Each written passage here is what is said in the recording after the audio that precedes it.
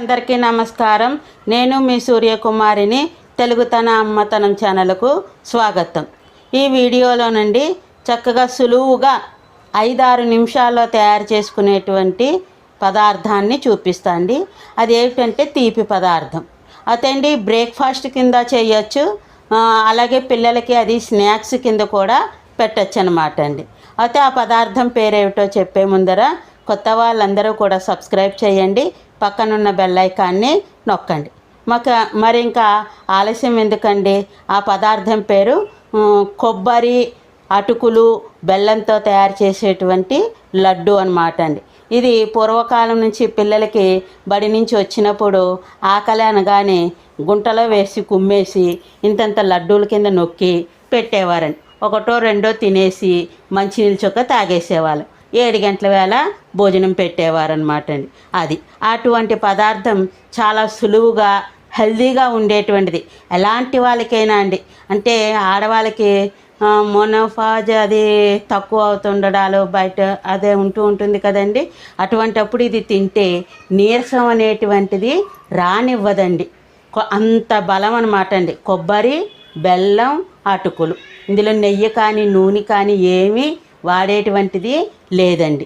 అయితే దానికి కావలసిన పదార్థాలని చూపిస్తున్నా అండి.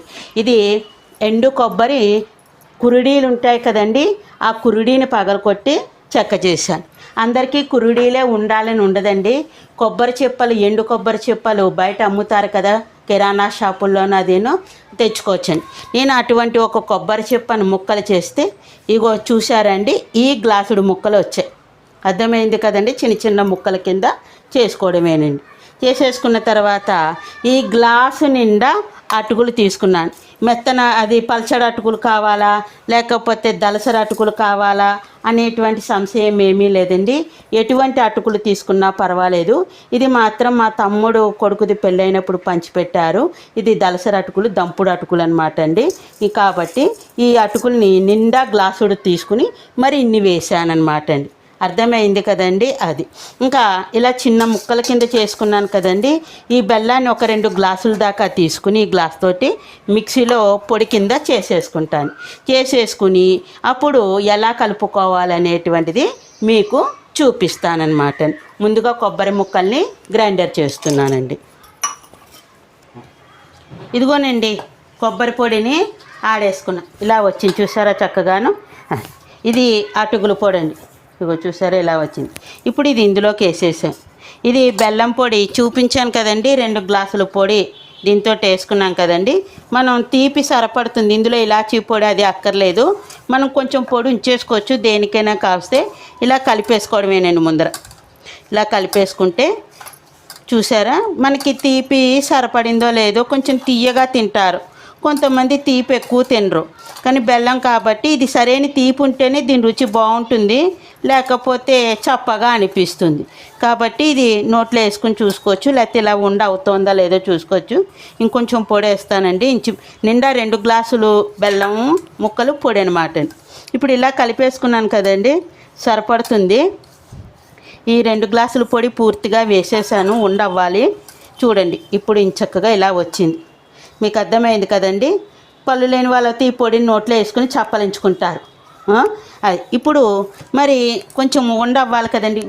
ఈ నీళ్ళ చొక్క బెల్లం నీళ్ళ చొక్కేనండి. నేను ఇంకో పురుషుడి పోసుకున్నాను చూసారండి. ఇలా పోసుకోండి. ఇలా పోసుకొని ఇగో ఇంకొక చిన్న పురుషుడు వచ్చింది పోసుకుని ఇలాగా ఉన్నది. మీరు అనుకుంటారు ఇది వాసన వస్తుందేమో, నీళ్ళతడి తగిలింది కదా అనుకుంటారు. ఇలా నీళ్ళతడి తగిలిన వాసన రాదండి. ఇవాళ చేసుకున్నది ఒక చిన్న డబ్బాలో పెట్టుకుంటే 2 రోజుల దాకా తినచ్చు. ఇంకా ఫ్రిడ్జ్ ఉన్న వాళ్ళు కూడా ఫ్రిడ్జ్లో పెట్టుకోవచ్చండి. ఇది అప్పటికప్పుడు చేసుకుని తినేసేయచ్చు అనమాట. చూసారా ఇది వాసన అనేది ఏమీ రాదండి. ఇప్పుడు ఇలా వచ్చింది కదండి. ఇగో చక్కగా ఇలాగ బెల్లంతో ఉంటుంది కాబట్టి ఇగో పురుషు నీళ్ళు చుక్కే జల్లా నేను. చిన్న పిసరు ఉంటే అది కూడా పోసేసుకున్నాను. ఇప్పుడు అయిపోతుంది. మా ఇంట్లో 4 పిల్లలు ఉన్నారు, 4 పెద్దవాళ్ళం ఉన్నామండి. అదిగో చూసారా ఉండాలి లడ్డూలు ఎలా వచ్చాయేను. ఇలా అన్ని లడ్డూలని కట్టుకోవడమేంటి. మీకు అన్ని లడ్డూలని కట్టుకుని చూపిస్తాను చూడండి. మరి దీనివల్ల ఎన్నో ప్రయోజనాలు ఉన్నాయండి. మరి ఆడవాళ్ళకి వచ్చేటువంటి నెలసరిదానికి నీరసం రాకుండా ఉండాలంటే ఇది పొద్దున్న సాయంకాలం తింటే స్టామినా పెరుగుతుందన్నమాట. అలాగే చిన్నపిల్లలకు స్కూల్ నుంచి వచ్చాక ఒక్కొక్క లడ్డు ఇస్తూ ఉంటండి చక్కగా వాళ్ళకు కూడా హెల్తీగా ఉంటారు.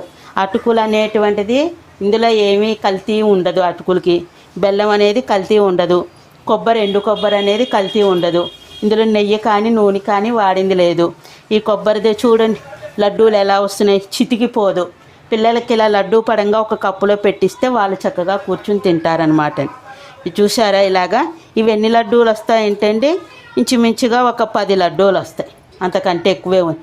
మరి చిన్నవి చేయలేదు నేను. ఆ సైజులో చేసుకుంటే బాగుంటుందన్నమాట. మరి కొబ్బరి లడ్డు తయారు చేయడం అనేటువంటి విధానం మీకు తెలిసింది కదండి. అందరూ కూడా ఈ కొబ్బరి లడ్డూని తయారు చేసుకుని ఎలా ఉంది ఏమిటి అనేటువంటిది కామెంట్స్లో తెలియజేయండి. మరి కామెంట్స్ వల్ల చాలా ఆనందాన్ని ఇస్తుంది. ఎందుకంటే ఇది బాగుంది, ఇలా వాచ్ మేము కూడా చేసుకున్నాం, పిల్లలకి పెట్టాం అని చెప్తూ ఉంటే ఈ పెద్దమ్మకి చాలా ఆనందాన్ని ఇస్తుందన్నమాట అండి. మరి అందరూ కూడా ఈ వీడియోని చూసి లైక్ చేయండి, షేర్ చేయండి. ఇది మాత్రం మర్చిపోకండి. ఈ పెద్దమ్మని ఎంకరేజ్ చేయండి. దానితో పాటు సబ్స్క్రైబ్ కూడా అందరూ చేయండి. మరి ఇక ఉంటానండి. ఈ కొబ్బరి లడ్డూలను చూడండి ఒక్కసారి ఎలా వచ్చిందోను. ఇంకొక 4 లడ్డూలు అవుతాయి, తర్వాత నొక్కుతాను. అదనమాట అండి. అర్థమైందా? మరి ఈ లడ్డూని రుచి చూసి చెప్పమంటానండి. ఒకసారి అమ్మా ఒక్కసారి వచ్చి ఇది చూడవా. మరి ఇగోండి ఇది చేసుకోవడం కూడా చాలా సులువు అండి. డ్యూటీలకు వెళ్ళే వాళ్ళు కూడా సాయంకాలం రాత్రి పొద్దున్నే వంట వండుకుంటూ కూడా చేసేసుకోవచ్చు. పొద్దున్నే వంట వండుకుంటూ కూడా చేసేసుకోవచ్చు. 10 నిమిషాల పని, పూర్తిగా 10 నిమిషాలు కూడా పట్టదండి. చూశారు కదా, నేను మిక్సీవే, స్టవ్ వెలిగించే పని కూడా లేకుండా అయిపోతుంది. ఈ స్వీటు ఎలా ఉందమ్మా? అగో బుగ్గ నిండా ఉండిపోయింది లడ్డు మూలన, చెప్పలేకపోతుంది. చాలా చాలా బాగుంది అండి. అన్నీ కరెక్ట్ పాలు సరిపడ్డాయట. అర్థమైంది కదండి. అదిగో సూపర్ ఉంది అండి. అర్థమైంది కదా. మరి ఇక ఉంటానండి. అందరికీ కూడా ధన్యవాదాలు. Bye bye. మీ సూర్యకుమారి. సర్వేజన సుఖినో భవంతు.